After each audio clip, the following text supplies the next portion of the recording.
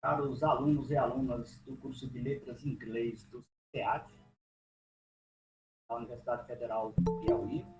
Tá? Estamos aqui mais uma vez para a nossa aula de Literatura Portuguesa 1, aula 2, tá? Da disciplina do semestre 2022-1, módulo 5. Disciplina essa com 60 horas. E sejam todos bem-vindos a mais essa aula. Quem não tiver online, a gente espera que possa ter aula posteriormente, né? Está gravada e publicada lá no YouTube, tá? Mais uma vez, agradeço a presença de todos vocês. Certo? Antes de darmos início à nossa aula, eu gostaria de fazer alguns informes que são necessários. Os alunos possam até achar um pouco chato esses informes, mas eles são necessários para quê? Para que possa ter um bom andamento da disciplina. Tá? São formas que você já conhece, mas a gente tem que estar sempre apontando para que os alunos possam, de fato, cumprir o que está sendo estabelecido pela disciplina. Tá? Principalmente no que diz respeito ao envio de atividades, participação nos fóruns, tá? E não perder os prazos. Tá? Ficar atento aí à data de envio desses prazos. A gente está sempre discutindo isso com os tutores. Reclamam muito sobre essas questões. Os alunos, todas as vezes, a grande maioria pede para prorrogar prazos. Enfim, tem sempre aqueles que são um pouquinho atrasados, então já a gente pede bastante atenção no envio dessas atividades. Ainda tem um bom tempo ainda, mas é bom que vocês se atualizem, tá? Que ajuda todo mundo, tutores, professores. Queria chamar a atenção a vocês para uma coisa que tem sido discutida com alguns tutores na questão do envio de atividades. Por exemplo, ao enviar as atividades, eu acredito que a maioria faz isso, e façam no formato PDF com envio, preste bem atenção, gente, com envio digitalizado, tá? Digitalizado. Por que digitalizado? A gente pede, porque quando você o arquivo vai digitalizado, é mais fácil de você identificar, tá? Portanto, a gente pede para que evite o envio de fotos.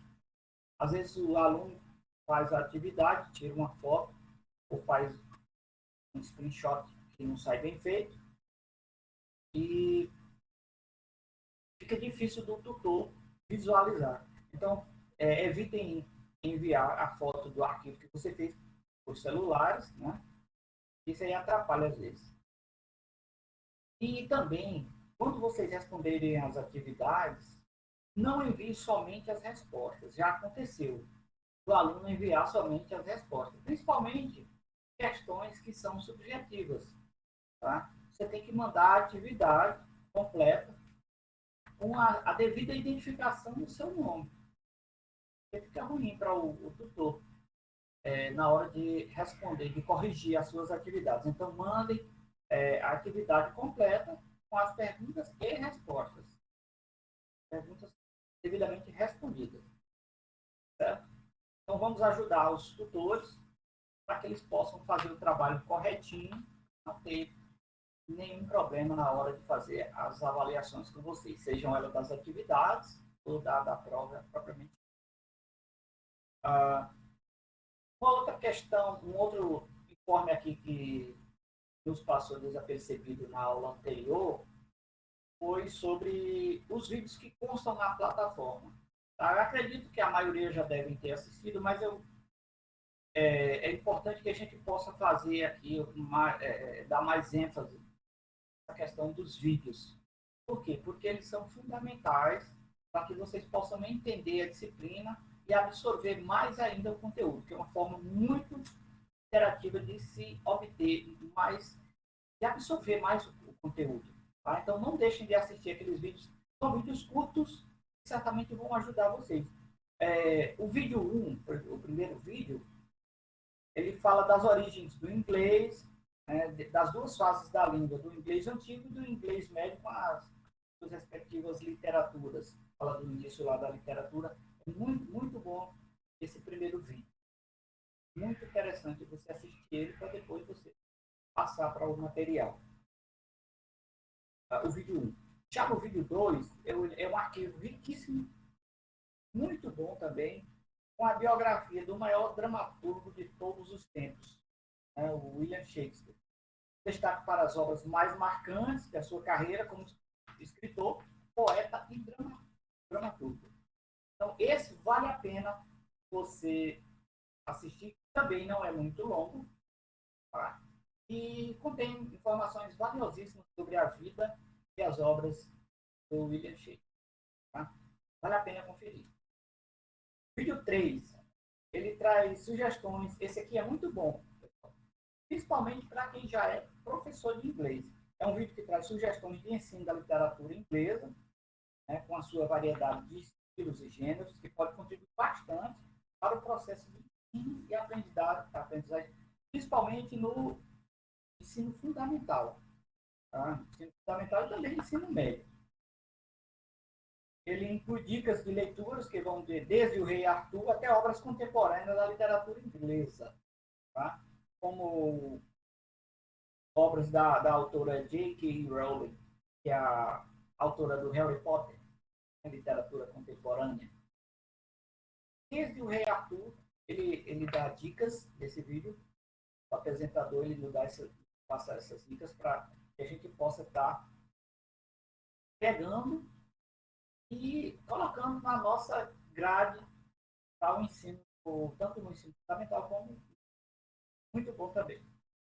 E o quarto e último vídeo é o vídeo de uma booktuber chamada Tatiana Felter, que é professora de inglês, é muito conhecida nas redes sociais, e ela é famosa por compartilhar a sua paixão pelos livros, né? E ela nos dá dicas fantásticas sobre a obra da Emily Brontë, né? Que é o Wuthering Heights, ou Morro dos Ventos Uivantes, com suas inúmeras edições que já foram publicadas. É um livro que tem muitas edições publicadas, e algumas com algumas diferenças nas publicações, mas que não muda muito o conteúdo. Tá? Nós vamos falar um pouco sobre a Emily Brontë e a sua obra única, mais adiante ainda nesta aula. Okay? Portanto, não deixem de assistir aos vídeos, eles são de fundamental importância para a nossa disciplina. Certo? Agora nós vamos à nossa aula. Tá? Nós vamos falar do racionalismo. Né? O que foi o racionalismo? Tá? Acredito que nas aulas de história lá atrás, no ensino médio, você já ouviu falar do racionalismo. Quem também já tem uma graduação, certamente já ouviu falar do racionalismo. Né? O racionalismo, gente, ele foi uma doutrina que alega que tudo que existe tem uma causa inteligível, ainda que essa causa não possa ser provada empiricamente, ou seja, somente o pensamento por meio da razão é capaz de atingir a verdade absoluta. Tá? O racionalismo ele veio para contrapor ao empirismo. No nosso slide aí, nós temos a foto desse cidadão que é muito conhecido da literatura, é o famoso filósofo matemático francês Descartes. Tá? Nós temos aí uma inscrição em latim, que é muito conhecida, né? E já eu vou dizer por quê. Vocês certamente conhecem essa frase. Mas vamos à frente, já a gente chega lá. Quais são as principais características do racionalismo? O racionalismo é o rival do empirismo, a doutrina que todo conhecimento vem e deve ser testado pela experiência sensorial. Contra essa doutrina, o racionalismo sustenta que a razão é uma faculdade que pode apegar as verdades além do alcance da percepção sensorial, tanto na certeza quanto na generalidade. Tomemos como exemplo a matemática. que é onde entra aí o René Descartes, francês, filósofo francês. Quando ele diz assim, penso, logo existo, então é porque há uma razão de estar ali. É o que diz aí, ó, cogito ergo sum. É o penso, logo existo, em latim. Tá? Ele foi um dos maiores defensores do racionalismo, porque ele acreditava que tudo tinha uma razão de ser. Tá? Tudo era explicado pela racionalidade. Tá? No caso da matemática, como nós podemos, eu gostaria que algum de vocês, nos desse um exemplo de como é que nós podemos mostrar o racionalismo dentro da matemática. Alguém pode dar um exemplo? Porque, veja bem, o empirismo ele era baseado simplesmente na crença de que tudo era adquirido através da experiência das coisas. Tá? E o racionalismo ele veio contrapor a isso. Naquela época, quem tinha mais experiência, se determinasse determinado conceito, aquele conceito era tomado como válido. E muitos pensadores começaram a mudar esse raciocínio. Tá? Na matemática, por exemplo, qual é o maior exemplo que nós temos na matemática? Alguém pode dizer como é que nós provamos quando é que nós provamos a razão através da matemática?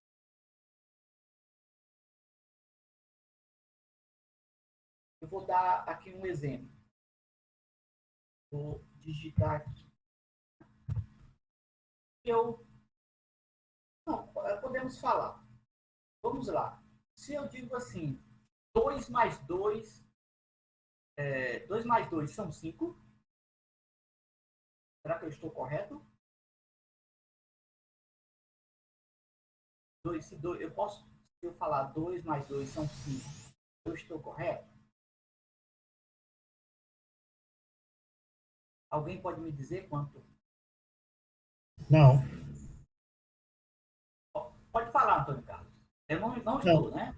não, racional. É 2 mais 2 são 4. Se você são disser que é 4. 5, ninguém vai aceitar. Né? Ninguém vai aceitar. E na Só época, o Alberto Carlos, né, que diz que 2 e 2, né? Mas só que ele diz 2 e 2, não diz 2 mais 2. 2 e 2, né? 2 mais 2 diferentes, né? É. Muito bem, Antônio Carlos. Então, a lógica é essa. A lógica é essa. Na época do empirismo, se alguém determinasse a causa para alguma coisa, aquilo lá ficava como válido. E o René Descartes, tem até um teorema dele também, a gente não vai entrar aqui na questão da matemática, mas o exemplo mais clássico é esse do 2 mais 2. Então, o que é que eles fizeram? Eles foram provar para dizer que tinha razão, que era que, a forma prática de demonstrar o racionalismo. Eles colocavam, não bastava simplesmente ter o conceito, 2 mais 2 são 4. Não, aí eles colocaram, né, 2 objetos, 2 aqui, mais 2, temos quanto? Aí foi que começou muita gente a acreditar mais no racionalismo. Tá? Então foi assim que surgiu o racionalismo contra o empirismo. Então é isso, tem essas diferenças. No outro slide, nós temos aí duas figuras, né? Onde o personagem do lado esquerdo ele está em observação, mas ele está com dúvidas. Ele está com dúvidas, ele está com a mão no queixo, ele está com dúvidas.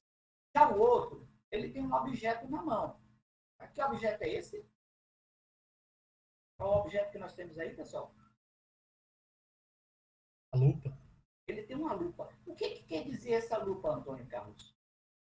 Essa lupa aí é um sistema de investigação, né? Ele quer ver se realmente ele está vendo duas coisas, ou é três, ou se Ué, o humano está pronto. vendo Tá vendo? O o outro, objeto.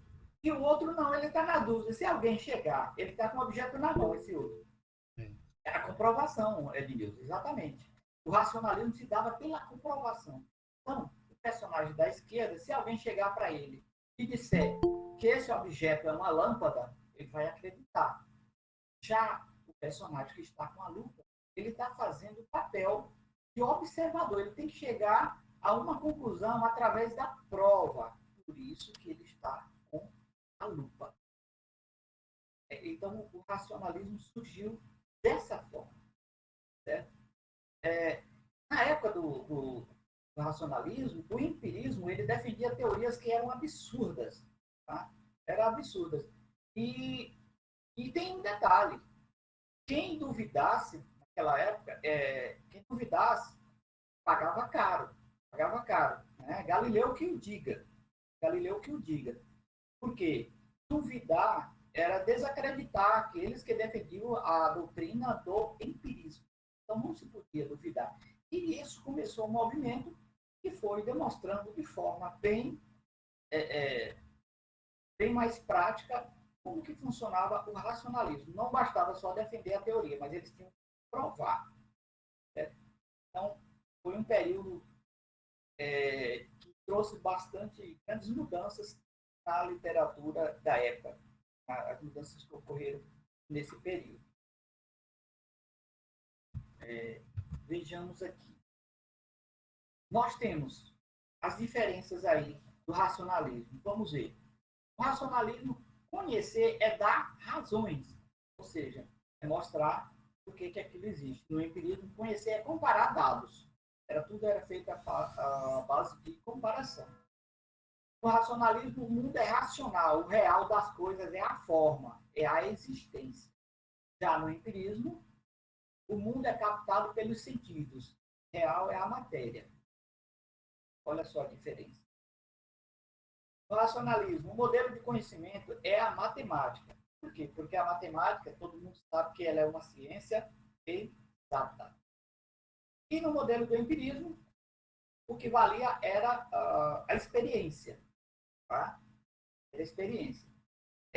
Só abrindo aqui um parêntese nessa questão da experiência, há muitos debates hoje sobre questões que envolvem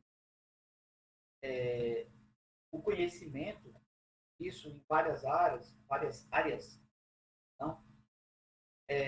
Onde certas pessoas são reconhecidas pela experiência. Tá? E isso tem gerado certos debates dentro da sociedade, onde as pessoas elas são valorizadas, são até nomeadas para cargos, quando diz que ela tem notório saber. Tá? Notório saber. Então,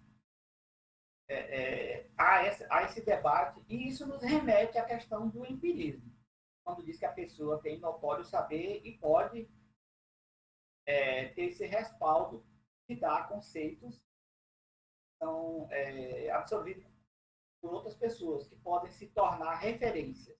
Tá? Então, há essa questão ainda dentro da sociedade atual, principalmente no Brasil. No racionalismo, as verdades fundamentais são por evidência lógica. No empirismo, as verdades fundamentais valem pelos sentidos. Só precisava pessoas que seria válido. No racionalismo, as ideias e verdades são inatas, ou seja, o indivíduo já nasce com essas verdades. Né? Qual a diferença? É que os indivíduos eles apenas desenvolvem esses conhecimentos, essas verdades que já nascem com ele. E no empirismo, as ideias e verdades vêm da aprendizagem, ou seja, quando a gente nasce segundo o empirismo, nós não sabemos, nós nascemos zerados. Ninguém sabe de nada, então nós vamos aprender. Tá? O empirismo defendia dessa forma. Essa questão, pessoal, das verdades inatas, ela é demonstrada claramente na forma de aprendizagem de alguns países. Por exemplo, na Alemanha, as crianças, quando elas vão para a escola, né, elas são colocadas sob a prova de diferentes conhecimentos que eles vão mostrar, ainda na infância, no pré-maternal, que aqui seria a creche, por exemplo. Então, essas crianças são colocadas à prova, onde os professores delas vão observar quais as habilidades que elas provavelmente vão desenvolver, e a partir da descoberta dessas habilidades, eles vão aprimorá-las.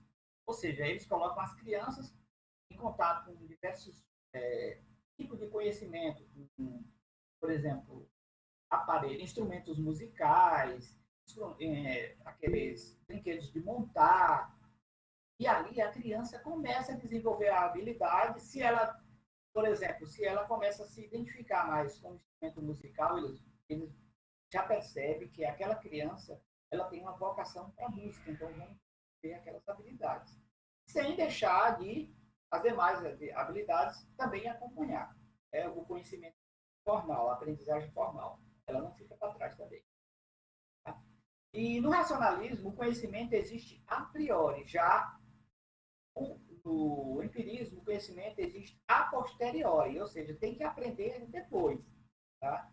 E no racionalismo, nós já sabemos, tá? Embora não seja de uma forma ainda, de maneira bem formal, o que nós vamos fazer? Vamos estudar e desenvolver esse conhecimento que já existe a priori. Isso é o que defende o racionalismo. Né? Então, daí que vem a comprovação. Continuando. Professor, Aí nós vamos falar. Pode falar. Antônio Carlos levantou a mão. Fazer uma. Opa! Está aberta aí a fala para o Antônio Carlos. Professor, essa diferença aí entre o racionalismo e o empirismo são parecidos, né? Aí, quando você colocou essa palavra aí, inato, né? A gente vê, né, que tem um filme, os X-Men. Sim. Eles são jovens, eles pegam aquelas crianças que são dotadas do certo tipo de inteligência e tem uma escola, para aquela pessoa desenvolver. Ele não mexe com ela, não deixa ela desenvolver. Então, Preparada para. mais ou menos isso, né, professor? Isso, é parecido com aquilo ali, muito parecido. Então, a diferença que eu citei, tanto é que não é só na Alemanha, escola, em vários outros países. Se eu não me engano, o Japão também é trabalhado dessa forma. Eu já ouvi falar que no Japão é assim. No Japão. No Japão, a questão da educação é totalmente diferente. Os costumes, todas as obrigações elas são impostas a partir dali, quando a criança vai para a escola. Por exemplo, além dos costumes que eles já têm, eles já trazem de casa, né? Levam para a escola, lá eles vão aprender os costumes formais, as formalidades. Eu acredito que se vocês forem procurar no YouTube essas questões de costumes nas escolas, tanto na Alemanha como no Japão, em países do primeiro mundo, por exemplo, no Japão, as crianças, a sua sala de aula é levada à risca como uma extensão da sua casa. Tá? Lá no Japão, aí as crianças, elas merendam. Só um exemplo aqui. Quando elas merendam, cada criança daquela, ela vai lavar o seu pratinho, o seu talher, tudo ali, vai colocar lá no armário, tudo que ela utiliza, do jeito que ela pegou, ela vai deixar da mesma forma. Isso aí é levado adiante.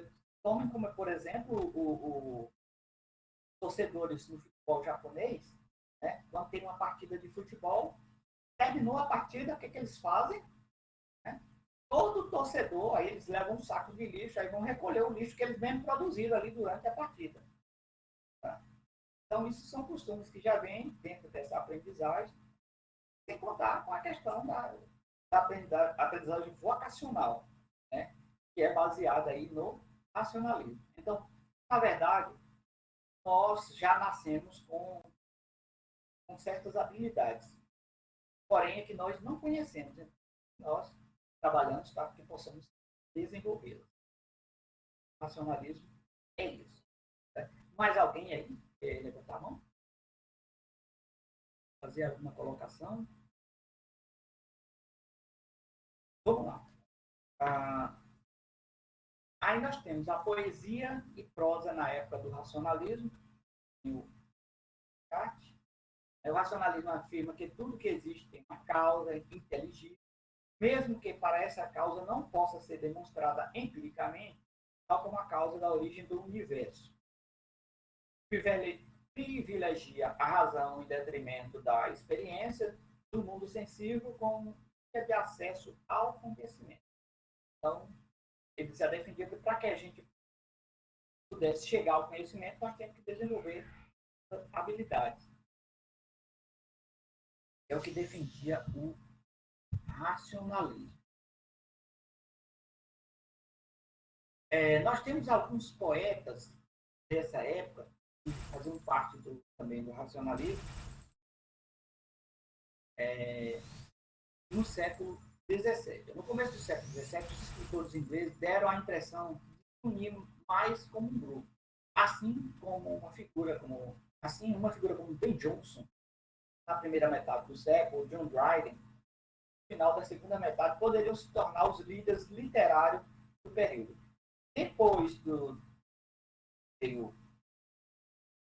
racionalismo, houve uma explosão de novos escritores ingleses, né? E eles se uniram por essa causa.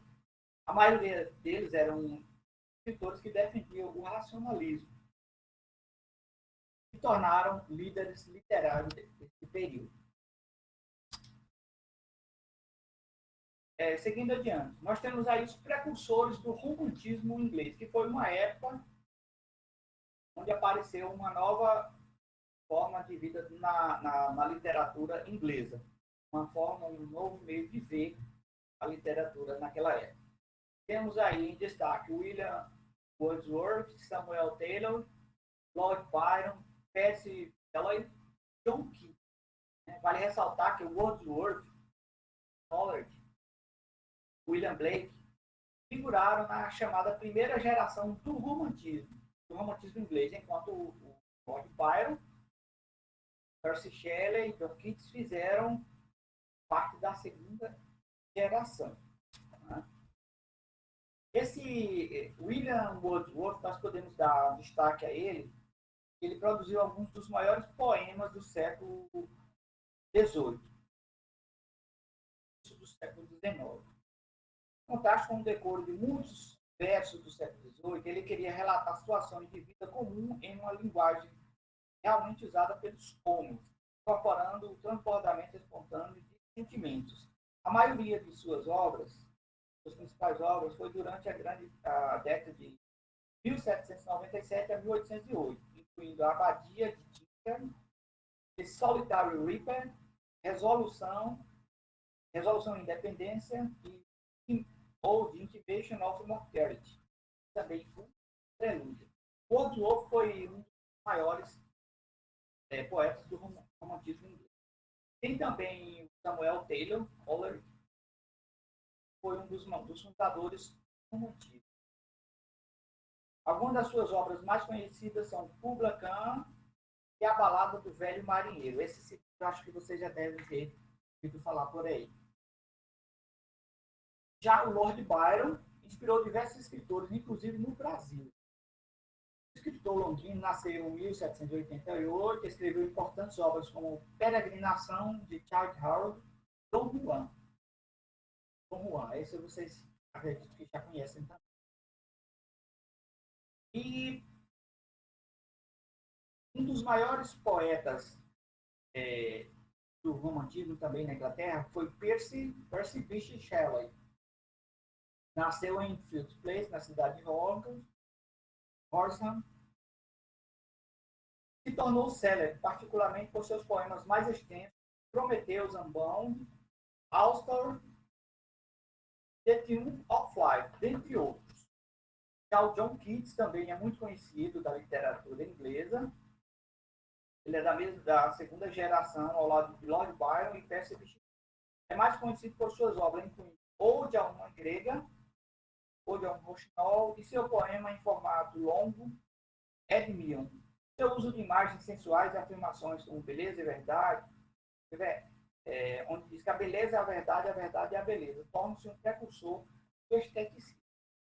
Acredito que vocês já devem ter visto essas características, ainda que vocês não tenham lido obras desses autores, mas até na capa há esse destaque para as figuras que eles utilizavam para ilustrar suas obras, principalmente o uso de corpo humano, destaque para imagens sensuais, tá?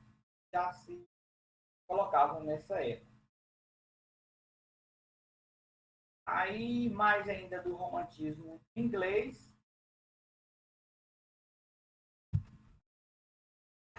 o romantismo inglês pode ser definido inicialmente como um movimento artístico e literário que valorizava o lado não racional ou emocional do homem, opondo-se, desse modo, aos escritores do iluminismo, que acreditavam que o universo era regido por leis lógicas e imutáveis.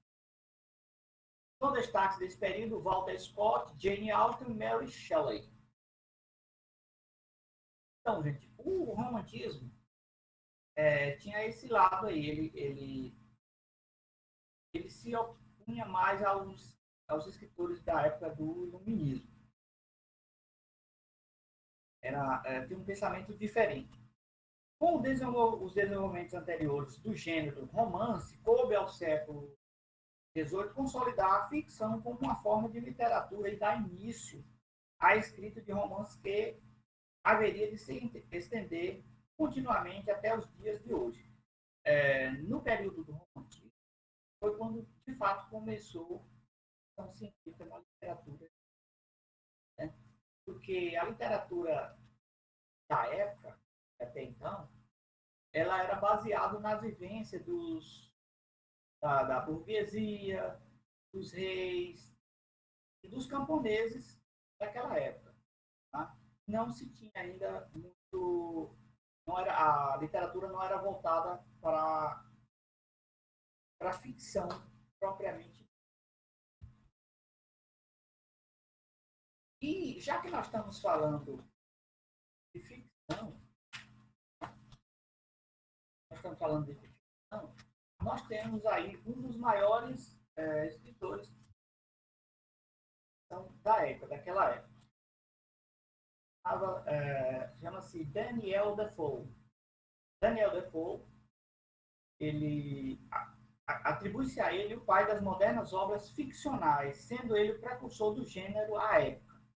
Sua obra mais famosa é Robinson Crusoe, né? Um romance moderno e também a primeira obra de ficção de Defoe. Né? Vocês vão entender porque, apesar do período, ele pode ser considerado um romance moderno. Tá?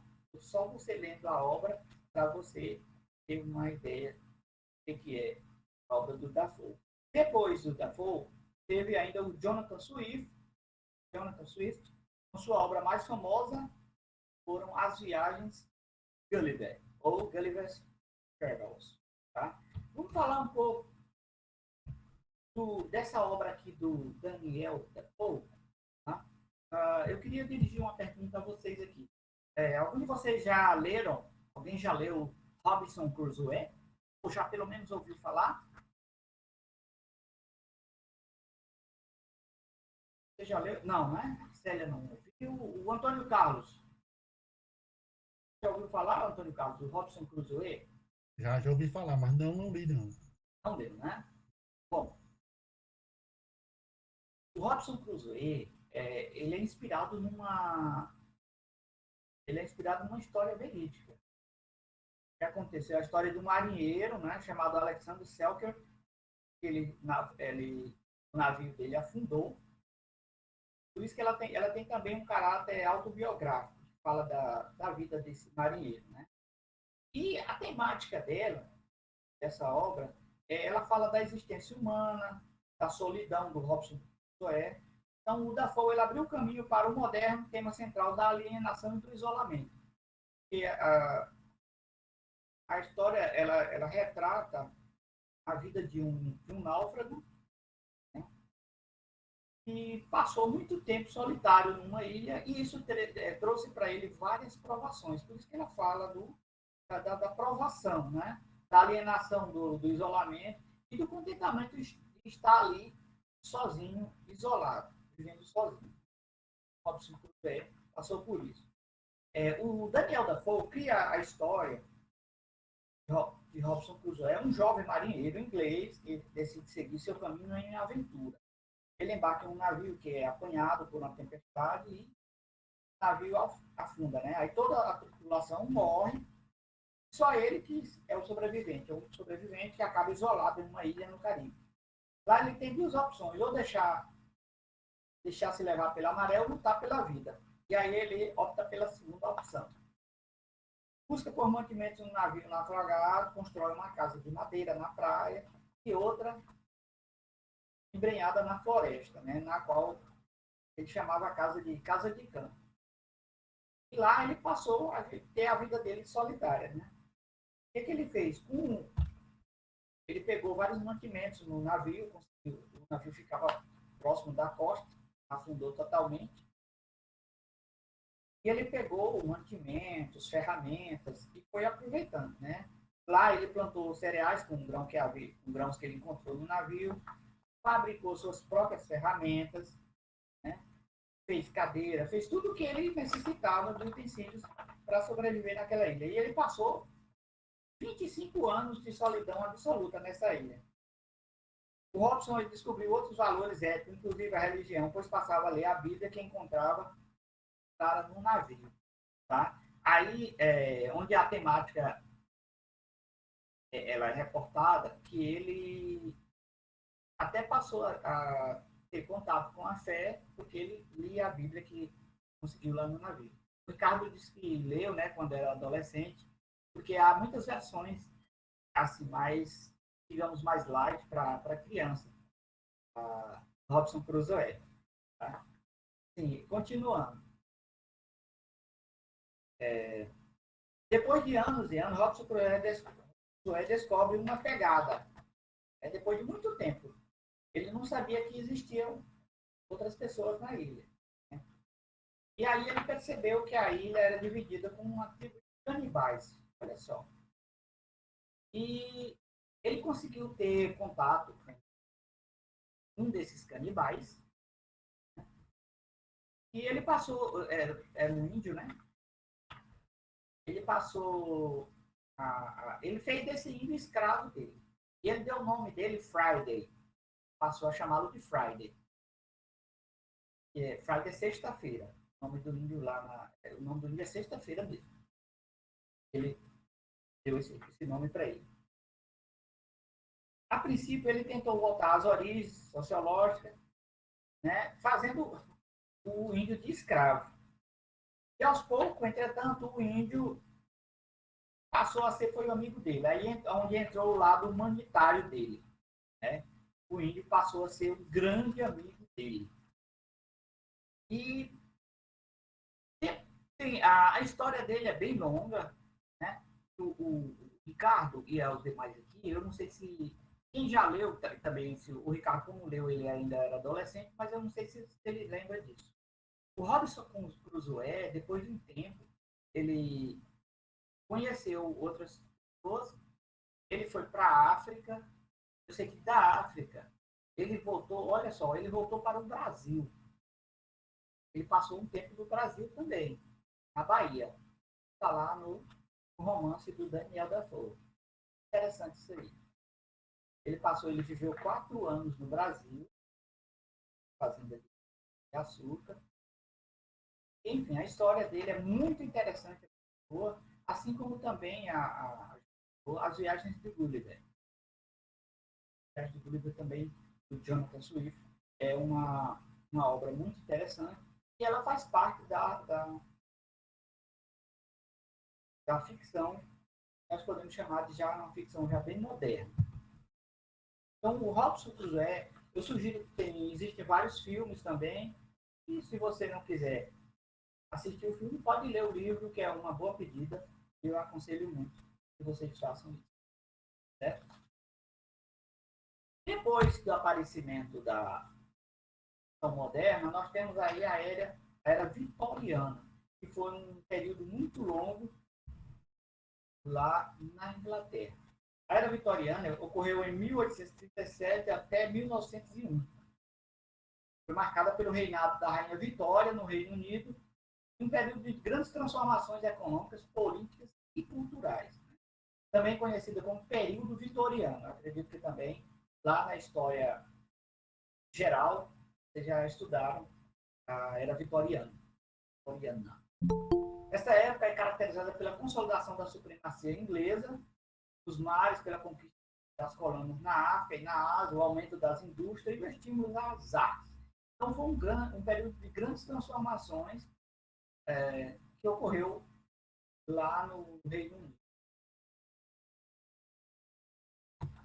Por exemplo, na cultura.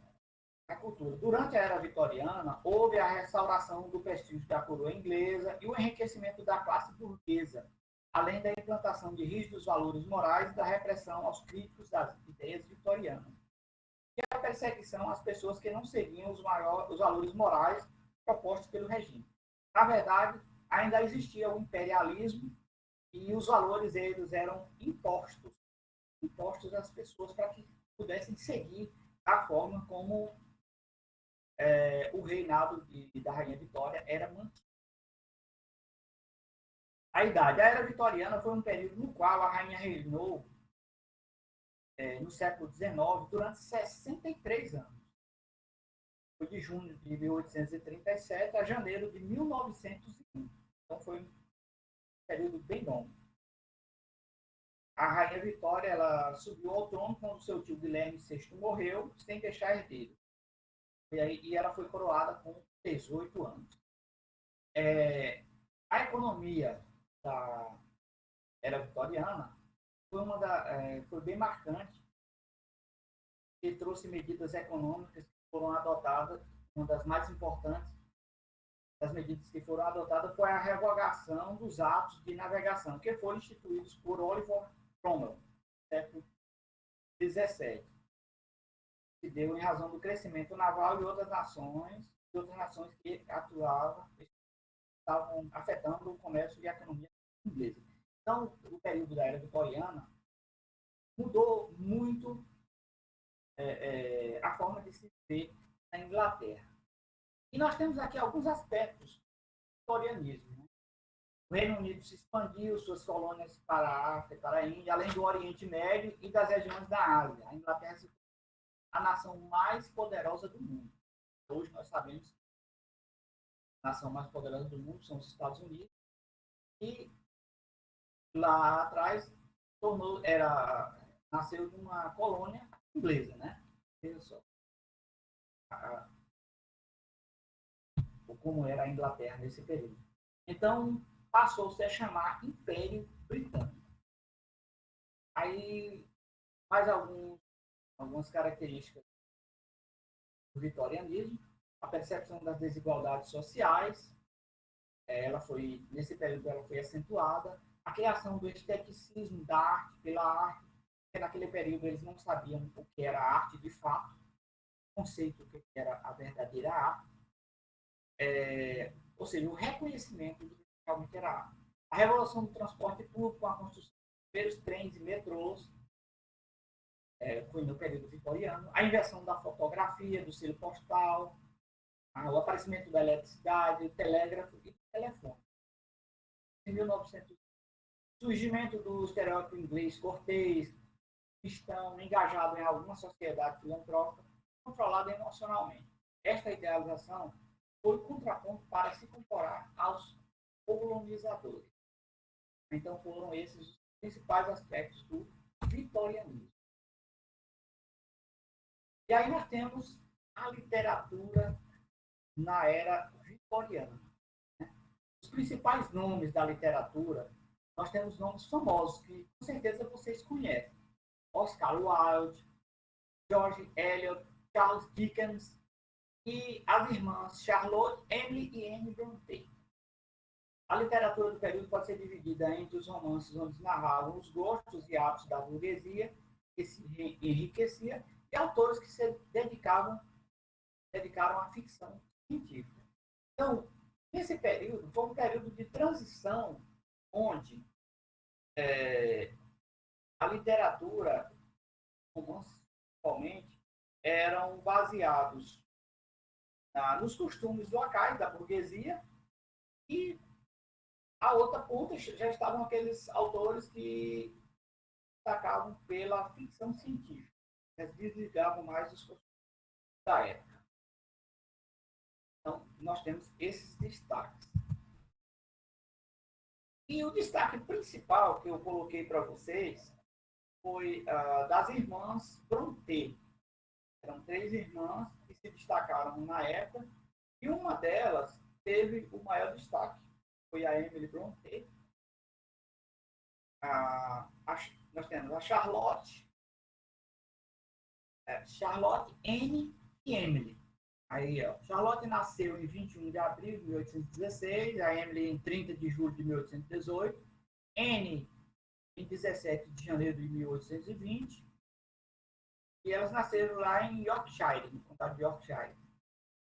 Elas tinham 2 irmãs que morreram ainda na infância, né, e um irmão chamado Bramwell. O pai delas era chamado Patrick, era um clérigo anglicano, que foi nomeado reitor de uma vila onde elas moravam, de Howell, lá em Yorkshire. Depois da morte da sua mãe em 1821, elas foram viver com a sua tia Elizabeth, né? Veio a cuidar dessas irmãs.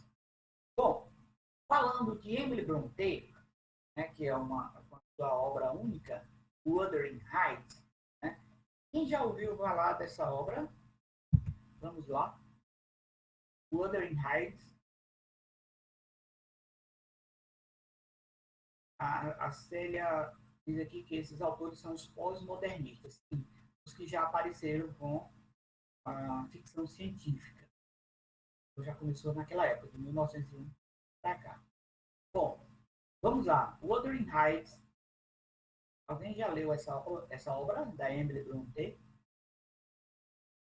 Você já ouviu falar, o Antônio Carlos? A Cleia, a Júlia, o Ricardo? Não, para mim é a primeira vez que eu vejo. Primeira vez, né? É. Mas eu acredito que alguém já tenha assistido um filme chamado Morro dos Ventos Uivantes. Já ouviram falar? Já. Ah, tá. O Ricardo diz que gosta muito, né? Morro dos Ventos Uivantes. É o nome em português dessa obra, Wuthering Heights, da Emily Brontë. Pois não. Wuthering Heights, ela foi a obra que mais marcou, que na verdade foi a única obra da Emily Brontë, cujo nome era Emily Jane Brontë.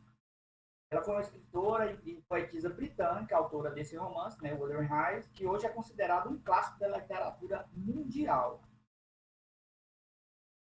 A Emily Brontë, aqui falando um pouco da biografia dela, era a segunda irmã mais velha das 3 sobreviventes, entre a Charlotte e a Anne, e ela escrevia sob o pseudônimo era um pseudônimo masculino, Alice Bell. Por que se utilizava o pseudônimo masculino? Naquela época, nem todo mundo queria se apresentar publicamente pelo que escrevia. Por quê? Porque quem escrevia tinha receio de que pudesse ser ridicularizado, né? Se a obra não fizesse sucesso, então a maioria dos autores escondia atrás de pseudônimos, né? A Júlia disse que ainda não leu essa obra, né? Ela disse que só conhece Alice no País das Maravilhas. E o Harry Potter, que é contemporâneo, da literatura contemporânea. E também, gente, não deixa de ser literatura. É literatura inglesa, sim. Harry Potter, da J.K. Rowling. Bom, Wuthering Heights, lançado em 1847, foi o único romance da escritora britânica Emily Brontë. Hoje é considerado um clássico da literatura inglesa e recebeu fortes críticas no século XIX e teve várias adaptações para a televisão e para o cinema.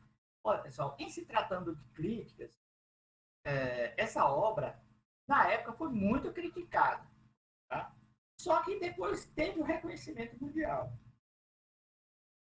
E eu vou dar uma de spoiler aqui, eu vou deixar para vocês lerem, né? O livro. Ó, na Fazenda, aqui é temática do livro. Na fazenda chamada Morro dos Ventos Uivantes, nasce uma paixão devastadora entre Heathcliff, que é o protagonista, né? Catherine, que é a Cat, amigos de infância, e cruelmente separados pelo destino. Mas a união do casal é mais forte que qualquer tormento. Um amor proibido que deixará rastros de ira e vingança. Aí o restante vocês vão ter que ler o livro ou assistir o filme para pegar o restante. Tá? Não posso ser um spoiler de ponta a ponta aqui não. Tá bom? Então, não deixem de ler este livro. Ele é uma marca... Ele é muito marcante na literatura inglesa e vocês vão gostar muito. Com toda certeza. Tá? Wuthering Heights ou Morro dos Ventos Uivantes. Lá no vídeo, onde a Tatiana Felter dá as dicas, ela vai dizer para vocês qual a melhor edição que você pode ler. Ela vai fazer essa recomendação, mas critério de cada um, certo? Mas nem isso, apesar da diferença de edições, tá? O roteiro, os personagens são os mesmos e é muito bom. Aí nós temos a poesia e o teatro na era vitoriana. Temos os poetas pré-rafaelitas. Pré-rafaelitas era um grupo de artistas, poetas, que durante o final da Inglaterra vitoriana admiravam e imitavam a arte medieval ou proto-renascentista tardia. Este tipo de arte remonta a uma época anterior ao aparecimento de artistas Rafael e Michelangelo. Os mais conhecidos foram Dante Gabriel Rossetti, Cristina Rossetti e William Morris. O nome deriva do renascentista Rafael Santos, cujas qualidades fundamentais eram amor pela opulência e pela cor. As iniciais PRB começaram a aparecer na obra deles a partir dos anos de 1849. Né? Era esse PRB que significa Irmandade Pré-Rafaelita, que eram esse grupo aí que era voltado para as artes do período, os que antecederam a Rafael Santos e Michelangelo. Aí nós temos o Renascimento Celta. Tá? Nós estamos com a Fernanda na aula, mas nós vamos falar do Renascimento Celta. Aí você pode até perguntar, mas nós estamos voltando lá para o período celta? Não, na verdade, o que foi o Renascimento Celta? O Renascimento Celta, também descrito como Renascimento Irlandês ou Renascimento Celta, foi um movimento do final do século XIX e início do século XX, que pretendia dar uma nova vida à tradição e cultura irlandesa ou céltica. Os autores do Renascimento Irlandês tentaram criar um tipo independente nacional de literatura irlandesa, olhando para as histórias e para as lendas celtas em busca das ideias e também do simbolismo. Ou seja, foi um movimento que buscou resgatar a cultura celta para o período, para o século de então, para o século XIX e século XX. Final do século XIX e início do século XX.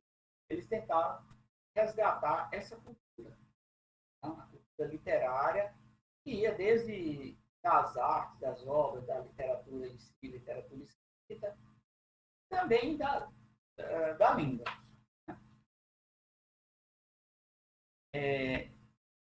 Nessa época que ocorreu o Renascimento irlandês, havia um forte movimento nacional em direção à preservação do gaélico, a língua tradicional da Irlanda. Então, esse movimento ele buscava resgatar também a língua que era falada, a língua original. Tá? Os escritores do Renascimento irlandês, em sua maioria, apoiaram essa ideia, mas, apesar desses objetivos, escreveram suas histórias, peças e poesias irlandesas em inglês. Né? Então, houve aí uma certa contradição.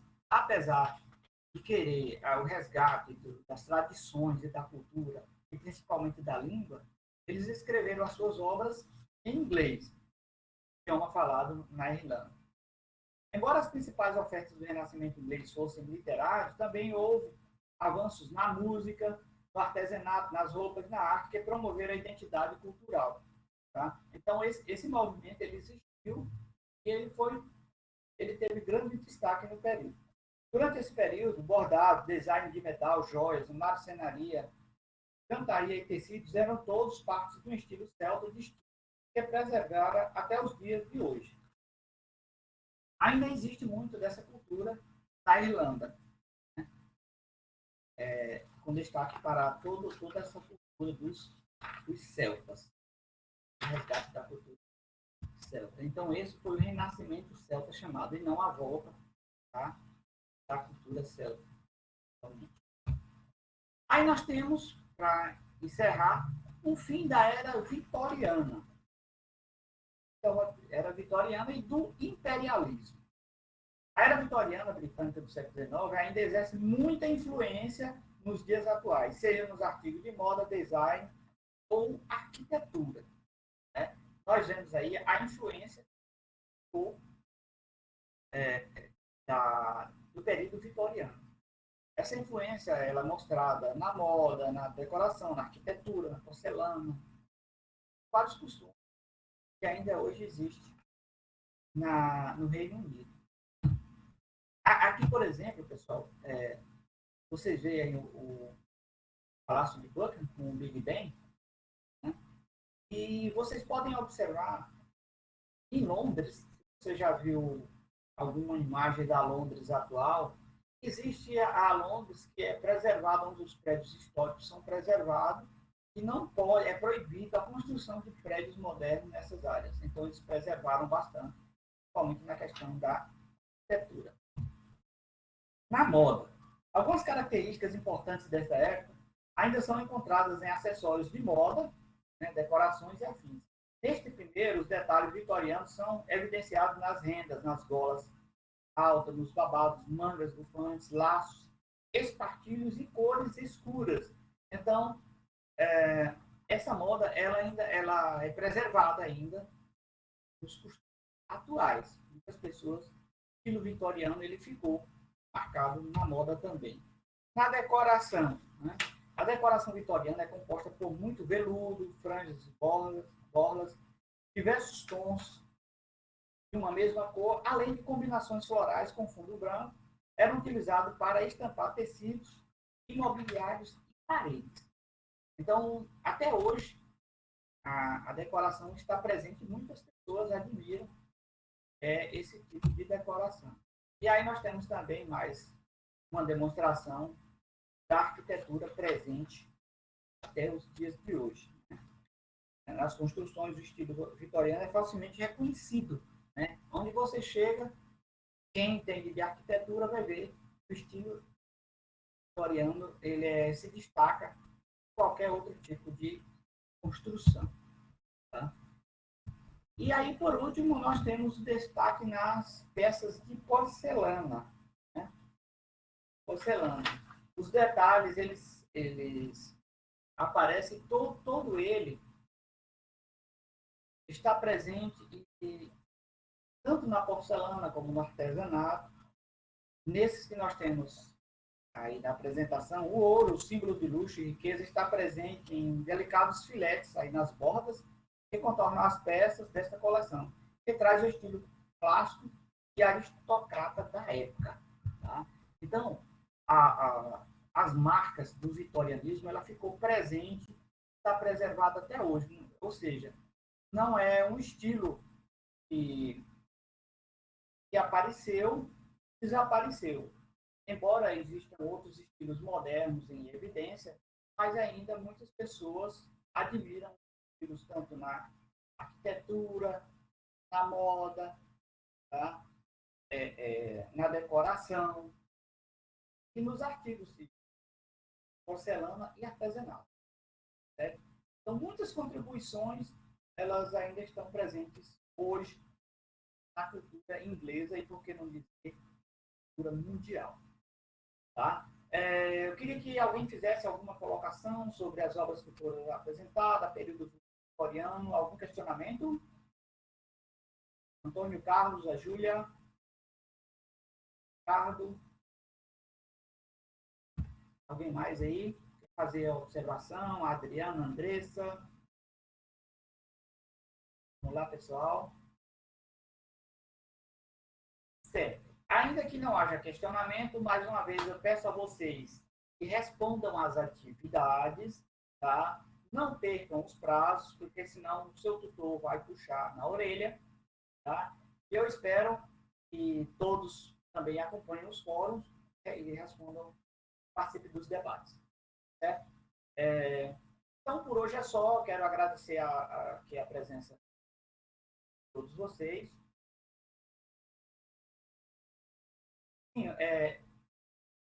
Os slides, esses slides, alguns têm na plataforma. Tem um PowerPoint na plataforma e, se não me engano, esse está presente também.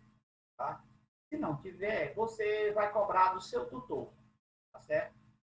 E a aula vai ser publicada no YouTube, viu, Ricardo? Tá? Aí lá vocês podem baixar e ver a aula novamente. Tá? Boa noite, muito obrigado a todos. Até a nossa próxima aula. Tchau, tchau. Boa noite.